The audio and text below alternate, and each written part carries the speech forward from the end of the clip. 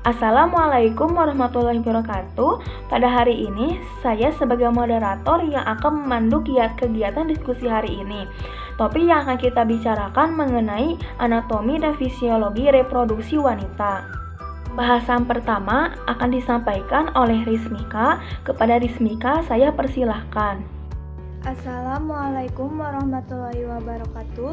Perkenalkan, saya Rismika Gandaripa dari kelompok 2 IBD. Di sini saya akan menjawab pertanyaan, yaitu mengenai menunjukkan gambar genitalia wanita bagian eksternal. Yang pertama yaitu mons pubis. Mons pubis, jaringan lemak berbentuk subkutan, berbentuk bulat yang lunak dan padat, serta merupakan jaringan ikat di atas sifisis pubis. Mons pubis banyak mengandung kelenjar minyak dan ditumbuhi rambut berwarna hitam kasar ikal pada masa pubertas. Yang kedua yaitu labia mayora. Labia mayora, lipatan kulit panjang melengkung yang menutupi lemak dan jaringan ikat yang menyatu dengan mons pubis. Memanjang dari mons pubis ke arah bawah mengelilingi labia minora, berakhir di perineum pada garis bawah. Panjang 7-8 cm, lebar 2-3 cm, tebal 1-1 cm, agak meruncing pada ujung bawah. Yang ketiga yaitu labia minora. Labia minor terletak di antara dua labia mayora dan merupakan lipatan kulit yang panjang, sempit, dan tidak berabut, yang memanjang ke arah bawah dari bawah klitoris dan menyatu dengan forcete. Bagian-bagian selanjutnya akan dijelaskan dan ditunjukkan oleh saudara Nandia. Saya persilakan. Sekian dari saya. Wassalamualaikum warahmatullahi wabarakatuh. Pembahasan kedua akan disampaikan oleh Nandia. Kepada Nandia, saya persilahkan. Assalamualaikum warahmatullahi wabarakatuh. Saya Nandia Nurifatul Rahman. Di sini saya akan menjawab pertanyaan mengenai genitalia eksternal pada wanita. Genitalia eksternal pada wanita itu selanjutnya ada klitoris. Klitoris ini adalah sebuah organ seksual yang berada di dalam vagina. Gambarnya seperti gambar di samping berikut ini. Kemudian ada selaput darah atau himen, adalah selaput mukosa tipis yang terletak di sisi dalam labia minora. Gambar dan letaknya seperti gambar di samping. Kemudian ada perineum, itu adalah otot, kulit, dan jaringan yang ada di antara kelamin dan anus. Gambarnya seperti berikut. Kemudian ada vestibulum, gambarnya dan letaknya seperti berikut. Dan kemudian yang terakhir ada kelenjar Bartholin. Ini terdapat dua dan terletak di antara kanan dan kiri. Gambarnya seperti berikut. Terima kasih, sekian dari saya. Wassalamualaikum warahmatullahi wabarakatuh. Bahasan ketiga akan disampaikan oleh Ani Apriani. Kepada Ani, saya persilahkan. Assalamualaikum warahmatullahi wabarakatuh. Di sini saya akan menjelaskan tentang genitalia eksternal. Genitalia eksternal itu adalah 8. Yang pertama mons pubis, yang kedua labia mayora, yang ketiga labia minora, yang keempat klitoris, yang kelima uretra, yang keenam himen, yang ketujuh lubang vagina, dan yang terakhir anus. Saya akan menjelaskan yang pertama itu mons pubis. Mons pubis yaitu bagian terluar dari organ reproduksi pada perempuan. Bagian ini berbentuk segitiga yang melindungi tulang kemaluan atau bisa disebut simfisis pubis. Pada bagian ini terdapat jaringan lemak, jaringan kulit, jaringan ikat, kelenjar keringat, dan akar rambut.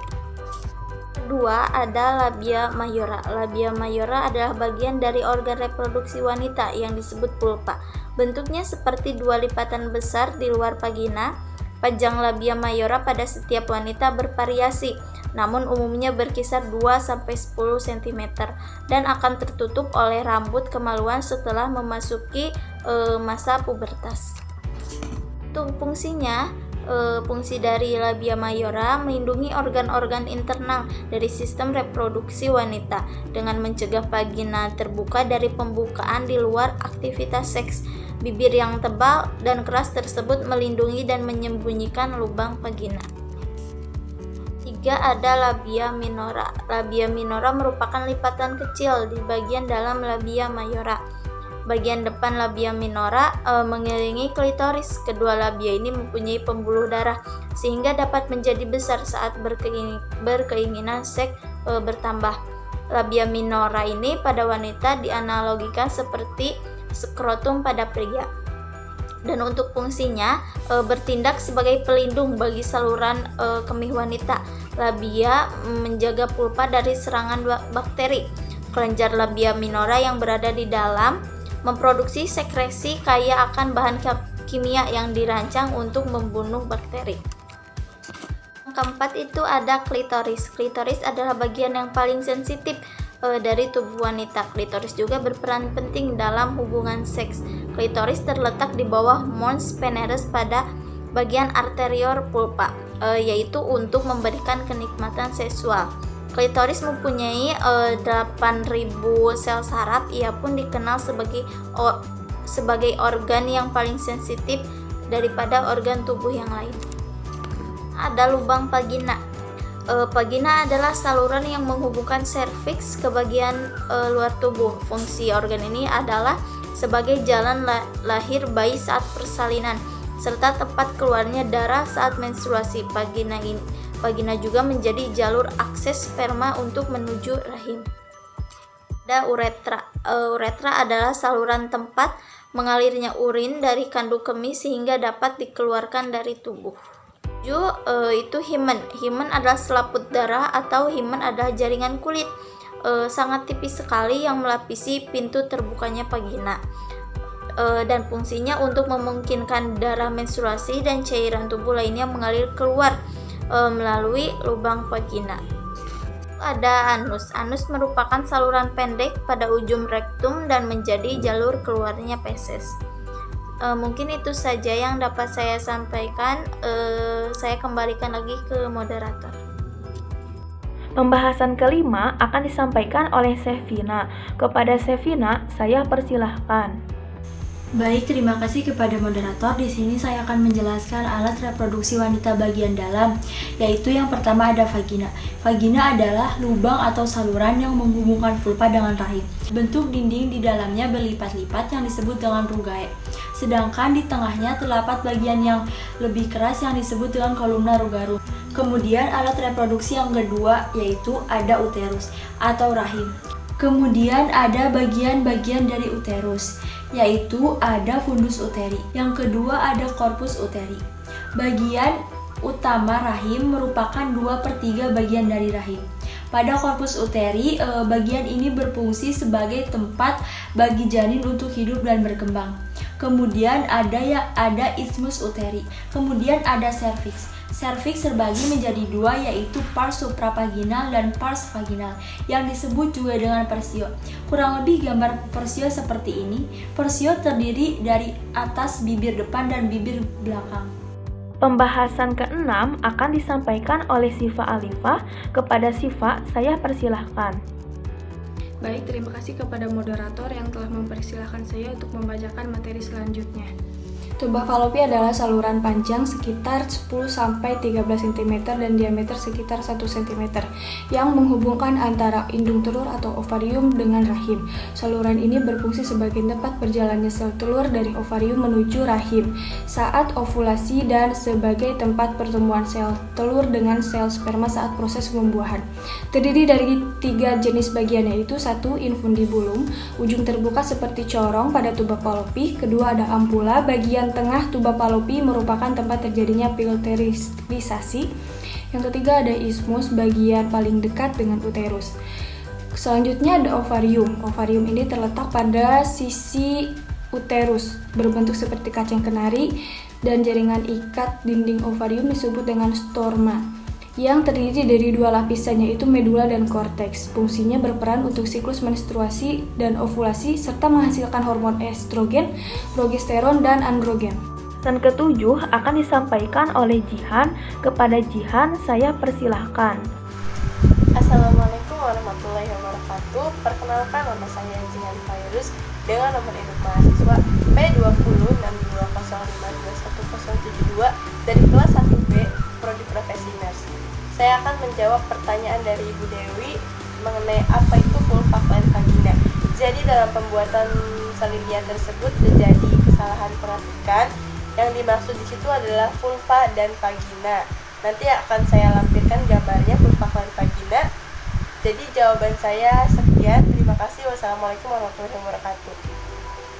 Pembahasan ke-8 akan disampaikan oleh Aura. Kepada Aura, saya persilahkan. Baik, terima kasih kepada Siva Al-Qaudi yang telah mempersilahkan saya untuk menyampaikan materi selanjutnya, yaitu mengenai fungsi hormonal. Nah, bagaimana peran hormon estrogen pada wanita? Sini, hormon estrogen adalah hormon yang berperan penting dalam perkembangan seksual dan juga reproduksi wanita, termasuk siklus haid dan menopause. Bagaimana cara kerja hormon estrogen? Cara kerjanya yaitu kelenjar adrenal yang terletak pada bagian atas ginjal itu berperan untuk membentuk hormon estrogen. Lalu yang kedua yaitu hormon progesteron.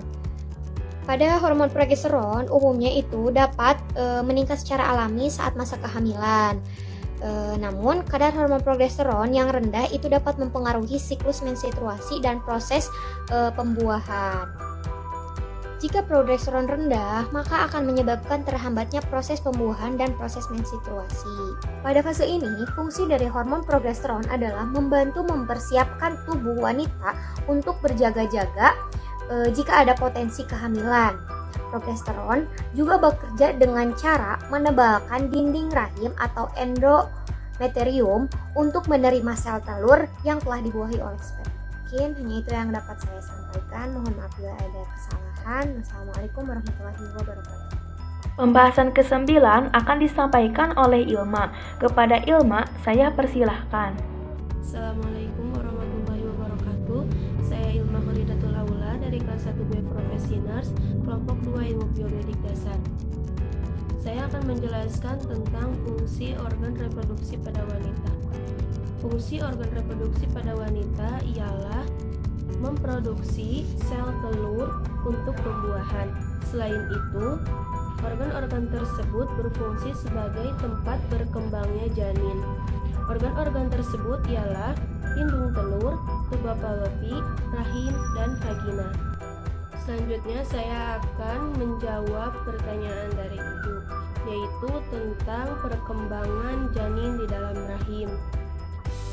Awal mula zigot masuk ke dalam rahim, kemudian berkembang. Nah, yang pertama ialah menjadi segumpal darah atau yang disebutkan dalam Al-Quran surat Al-Mu'minun ayat 12-14, yaitu alaqah. Kemudian dari alaqah dijadikan menjadi mudghah atau segumpal daging. Kemudian selanjutnya dijadikan tulang belulang dan kemudian tulang belulang tersebut dilapisi kembali oleh daging. Nah, sampai sudah sempurna menjadi janin, selanjutnya ia dilahirkan dalam rentan usia biasanya 9 bulan. Terima kasih. Pertanyaan pertama, jika sel telur terjadi kelainan dan akan diangkat, bagaimana yang terjadi pada wanita itu? Jika pengangkatan rahim, maka wanita akan mengalami menopause. Menopause bisa membuat wanita tidak menstruasi lagi. Kondisi ini bisa menyebabkan perubahan pada berbagai anggota tubuh. Tentu saja, saat operasi angkat rahim yang sebelumnya ovarium membuat sel telur tidak akan bekerja lagi dan tidak akan menstruasi lagi. Apakah sel telur yang hanya tinggal satu bisa berfungsi dengan baik? Dan setelah diambil satu sel telurnya, apakah masih bisa memberikan keturunan? Wanita masih bisa hamil meskipun hanya dengan satu induk telur, baik dengan 1 atau 2 ovarium. Wanita akan tetap bisa menghasilkan sel telur. dan berpeluang untuk hamil selama kondisi ovariumnya sehat. Selama kondisi ovarium wanita sehat, maka peluang kehamilannya juga sama seperti wanita yang memiliki 2 induk telur.